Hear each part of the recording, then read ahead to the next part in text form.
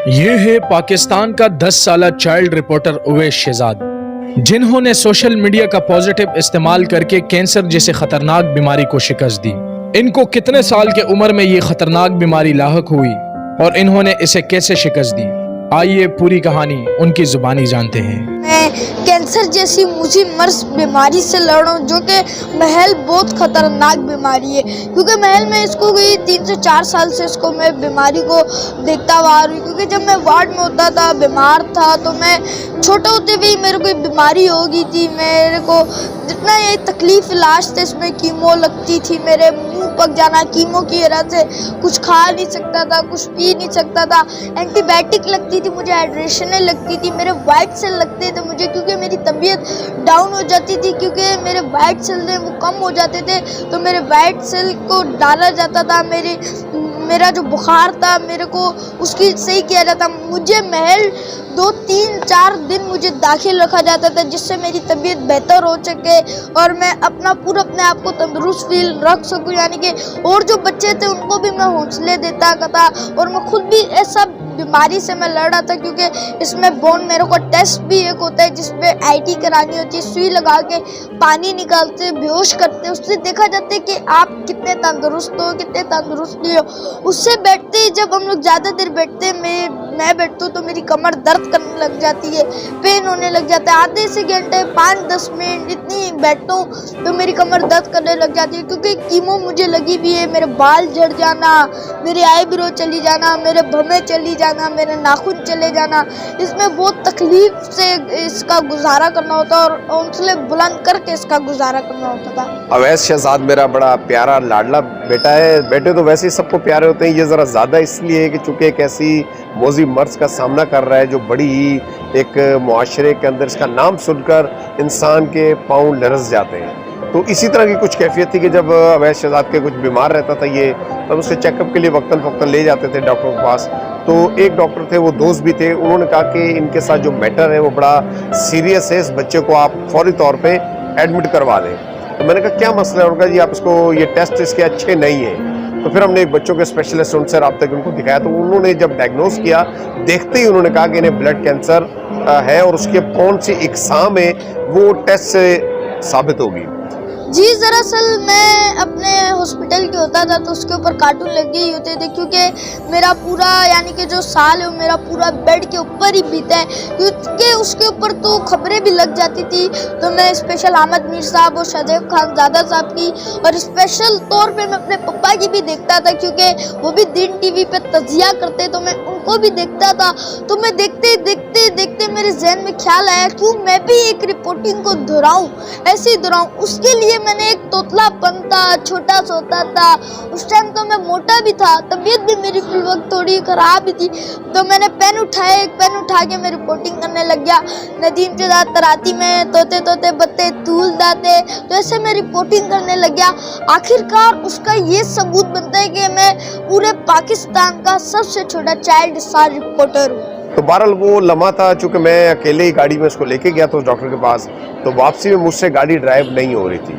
तो फिर एक जो वालिद का एक दिल होता है, माँ बाप के दिल वैसे ही नर्म होते हैं। फिर ऐसी मर्ज, जब एक मासूम बच्चे ऐसी मर्ज के शिकंजे में आ जाए तो वो बड़ा तकलीफ दे मरला है। वो अंदाज़ा मैं उस लम्हात को अल्फाज के अंदर बयान नहीं कर सकता, ना उस कैफियत को बयान कर सकता हूँ। जी, उस टाइम मेरी उम्र 4 से 5 साल मेरी उम्र थी, जो कि उससे मेरा रिएक्शन बस ये था कि अल्लाह ने ये बीमारी भेजी, अल्लाह ही बुलाएगा, अल्लाह ने भेजा, अल्लाह के पास जाना है। क्योंकि मेरे वालिदैन रो रहे थे, तो मैं अपने वालिदैन को हौसले दे रहा था कि कोई नहीं, ये बीमारी है, क्या हो गया, शिकस्त दे देंगे, इसमें क्या हो गया, ये अल्लाह की तरफ से हम आए हुए, अल्लाह के माल है, हमने अल्लाह के पास ही जाने, इसमें क्या हो गया।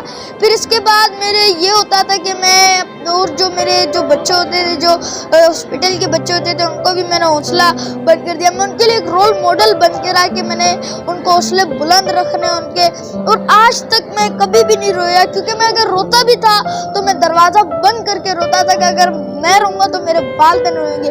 तो मैं अपने वालिदैन को हौसले देता रहा, कोई नहीं, कुछ नहीं हो गया।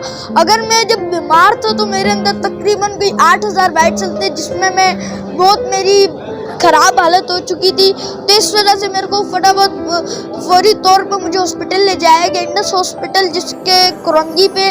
उस पर मेरा पूरा इलाज कराया गया। जब मैं बीमार था तब भी मैंने एक वीडियो क्लिप दिया था अपने व्यूवर्स को। मेरी जो बच्चे जो हॉस्पिटल में बीमार है, मेरे सामने कुछ बच्चे आते थे, मैं बेड पे होता था तो मैं उनको डांस करके दिखाता था। उस टाइम मेरी ऐसी हालत थी कि मेरे बाल जड़ गए थे, कीमो चली गई थी। इस वजह से मैंने हौसले बुलंद रखे, मैंने बोला कुछ भी नहीं हो गया, अल्लाह ने भेजे, अल्लाह के पास ही जाने। तो बहरहाल अवैस मेरे साथ था, तो इसको भी मैं एहसास नहीं होने दे रहा था कि ऐसे महसूस ना हो कि मुझे कोई ऐसी चीज़ पता लगी या मुझे ऐसी चीज़ का सदमा है, चूँकि फौरी तौर पर बड़ा सेंसिटिव बच्चा है, महसूस करता था। तो इसने बहरहाल ऑब्ज़र्व कर लिया कि कुछ मामला ऐसा है, और इसको भी पता तकरीबन लग ही चुका था। इसने फिर मुझे हौसला उस वक्त भी दिया रास्ते में कि कोई बात नहीं पापा, इंशाल्लाह खैर होगी, अल्लाह ताला की तरफ हर किसी ने लौट के जाना है। तो ये वो अल्फाज हैं जो ये अदा कर रहे हैं इस वीडियो में भी, जो अल्लाह की तरफ से अता करता है कि जो इंसान की रूह जो बात करती है, तो इसकी रूह बोलती थी। अस्पताल के बेड पे मैंने तकरीबन 3 और 4 साल मैंने गुजारे अस्पताल के ऊपर। अब तो अस्पताल वाले मुझे बुलाते, कोई बच्चा रो रहा होता है तो उसको बोलते हैं वैसे यार इसको चुप करो। एक को तो मैंने बोला जितना रोना है रोते दो, सुई तो इसको लगनी है। और एक के ऊपर तो मैं खुद रोने लग गया, और एक को तो मैं डांस करके दिखा देता था, डिचिंग डाना डांस करता तो बच्चे खुश होते थे। इस वजह से मैं हॉस्पिटल का रोल मॉडल भी था, और हॉस्पिटल वाले भी मेरे से बहुत खुश थे। हर कोई मुझे बुलाता था कि वैसे इसको चुप कराओ, इसको चुप कराओ। तो हर किसी के लिए मैं बहुत अच्छा रहा। और हॉस्पिटल के बेड की बात नहीं तो मुझे वहाँ पे रह के अच्छा भी लगता था, क्योंकि और भी मेरे दोस्त थे जो कि ज़िंदगी मौत की शिकस्त हार के अल्लाह के पास चले गए। तो फिर भी मैं उनके लिए भी दुआ गो हूँ कि अल्लाह उनको जन्नत नसीब फरमाए।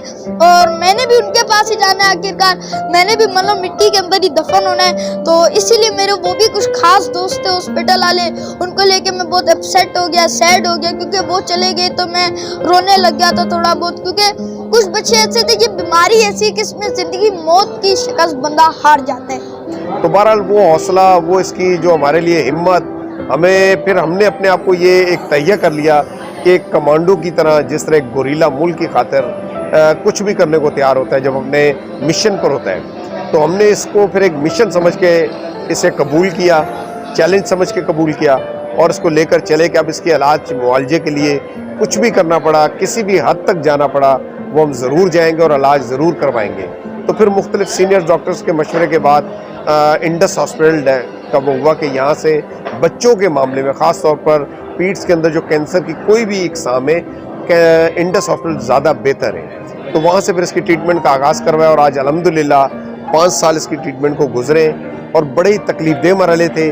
जिस तरह कैंसर लफ्ज़ जो है ये इतना बुरा लफ्ज़ है, लेकिन इसका इलाज जो है वो जो तकलीफ़देह दुश्वार इलाज है, वो इस लफ्ज़ और इस बीमारी से भी बुरा है। जी, मेरे हालिया दिनों में मेरे दोस्त का इंतकाल हुआ है, मोहम्मद अल्तमश उसका नाम है, जो कि हमारे इलाके में ही दफनाया गया उसको। वो भी मेरा दोस्त था, उसको भी मेरे से थोड़ा अलग मसला था, तो उसकी भी मेरे को बहुत याद आती है। उसके लिए भी मैं दुआ गो हूँ कि अल्लाह उसको भी जन्नत नसीब फरमाए।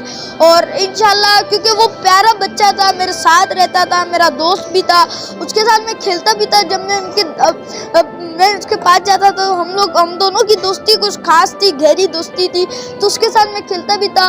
तो कुछ नहीं हो गया, क्योंकि जाना तो हर किसी ने अल्लाह के पास है, किसी ने भी इस दुनिया में नहीं रहना। अल्लाह के बुलाए में, अल्लाह ने जब फरमाना है हमने अभी चले जाने। उसके लिए फिर बड़ा हौसला चाहिए, हिम्मत चाहिए, यकजहती चाहिए, और यकीन कामिल चाहिए। और इस तमाम तर चीज़ों के साथ फिर आपने इस मैदान में उतरना होता है, और फिर दिन रात आपको हॉस्पिटल के दरवाजे पर, समझ लें कि कैंसर का मर्ज अगर है, ब्लड कैंसर ख़ास तौर पे, तो हॉस्पिटल के गेट पर आपका घर बन जाता है।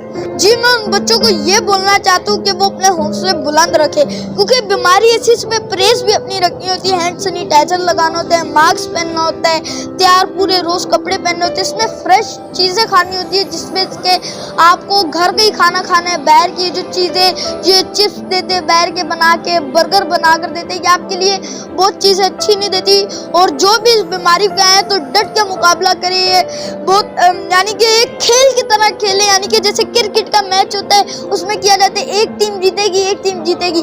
आपने यानी कि कैंसर से जीतना है। तो ऐसे ही आप अपने हौसले बुलंद रखें। जैसे मैं मोटिवेशनल स्पीकर था, तो आप भी मोटिवेशनल स्पीकर बन सकते, क्यों नहीं बन सकते।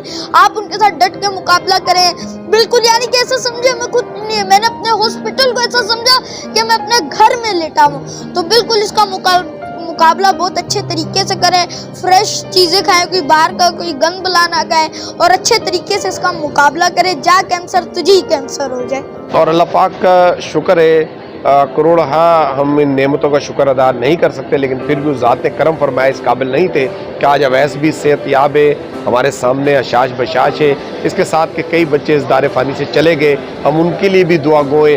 फिर इसकी एक कसरत थी, आरजू थी कि मैं उम्रा करूँ, वो भी अल्हम्दुलिल्लाह इसकी ख्वाहिश पूरी हुई। और अल्लाह रब्बुल इज़्ज़त का ये एहसान और करम है, और पूरी उम्मत मुसलमा पर ये रहमत, ये करम रहे।